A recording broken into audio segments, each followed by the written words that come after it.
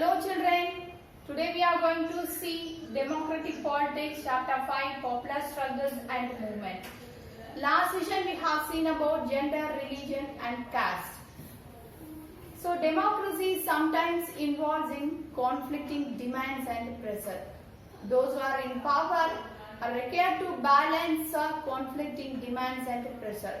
In this chapter we are going to see how struggles around conflicting demands and pressure and shape democracy. At first we start with the Nepal popular struggle. Nepal is a neighboring country and initially it was a monarchy country. So the people was not satisfied with the monarchy, they demanding for a democratic. So they got independence in 1990. The head of the country was a king, but real power exercised by the parliament. So Birendran, the king Birendran was killed by the mysterious massacre in 2001 of the royal family. Later King Gyanendra became a king. He was not accepted to prepare for democratic rule. So he took advantages of weaknesses and unpopular democratic rule. So he dismissed a prime minister in 2005. So seeing these things, people got education and started demanding for restoration of democracy. So major political parties formed 7-party alliance, SPA, and they started a strike for 4 days at Kathmandu. So even some organization and Maoists also joined with them. So the security forces unable to control more than 1 lakh people, and people were demanding for restoration of democracy. So in 2006, April 21, the protesters reached between 3 lakh and 5 lakhs. So, and they served for the ultimatum of the king. So they were put up a 3 demands to the king.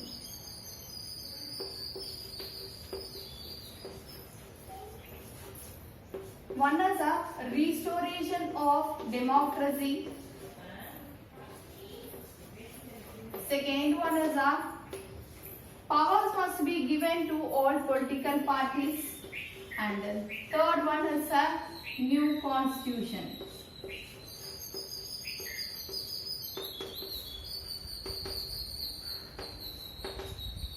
In April 24, 2006, the king was forced to accept all the three demands.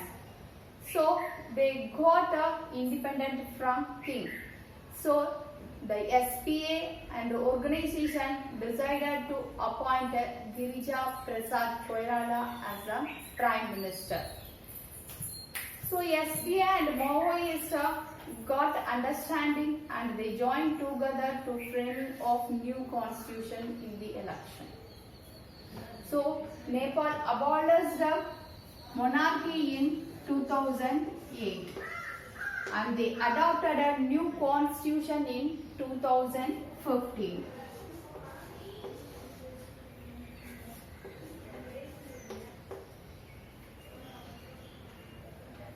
So the people are all in the aspiration of democracy of the country. So the people enjoying with the new constitution and democratic country in Nepal. Next we are going to see Bolivia's water war.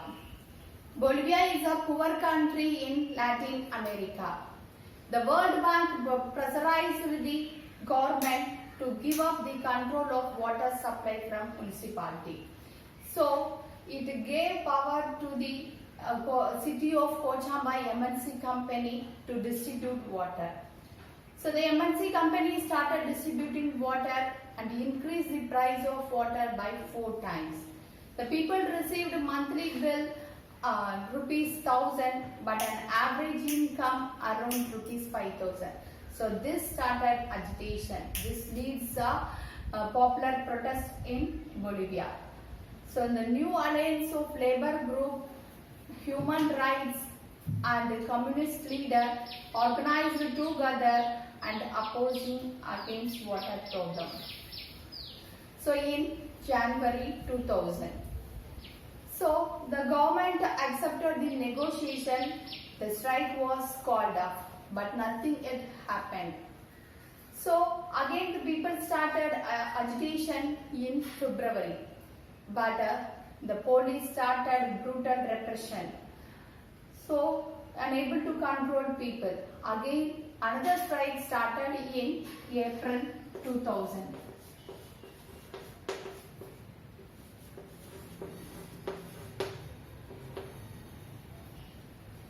The police were used a martial law.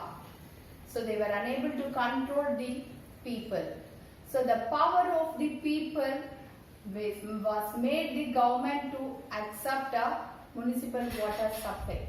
So the government cancelled the contract of the MNC. The MNC company flee to the city, to their city, Cochabamba.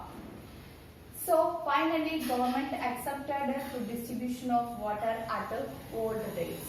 So this is a very popular struggle at Bolivia. This is also known as Bolivia's water war.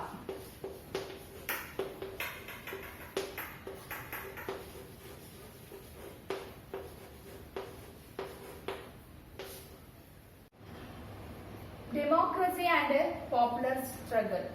So we have seen two different stories. One is from Nepal. So in Nepal, the people, human rights organization and also political leaders, political parties involved for demanding for restoration of democracy. After long war, they got independence from the monarchy. So this was successful. Next one is Bolivia's. Bolivia's problem is entirely different. The people and some human rights organization and community leaders involved in conflict opposing the government for restoration of water supply from municipality. So this was also success because the continuous struggle and movement helped them to get a success in this war. So democracy evolves through popular struggles. Sometimes decision making also through consensus.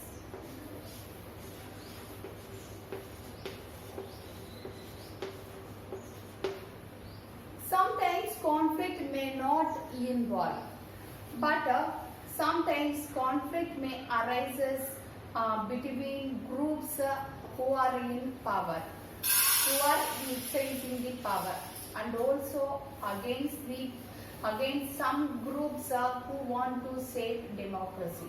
So this is a transition in democracy or expansion of democracy or deepening of democracy. Next one is a democratic conflict resolved through mass mobilization.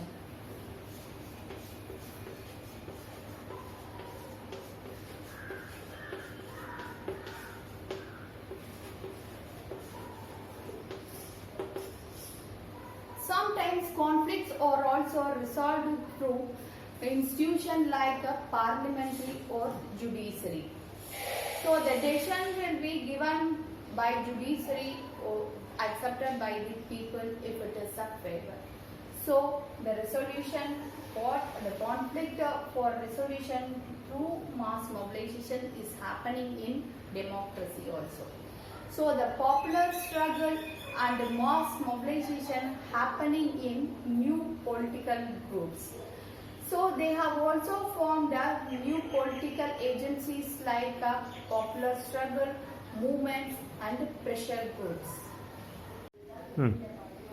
Mobilization and organization. Nepal The protest was led by indefinite strike by SPA. Later it was joined by Maoist, Nepal Communist Party and human rights organization, and even some political members were also joined in this protest. Some group of people were also involved in this strike, like indigenous people, middle class people, lawyers, teachers, or also extended their support. So come to Bolivia. So Bolivia problem was initially led by FEDICAR.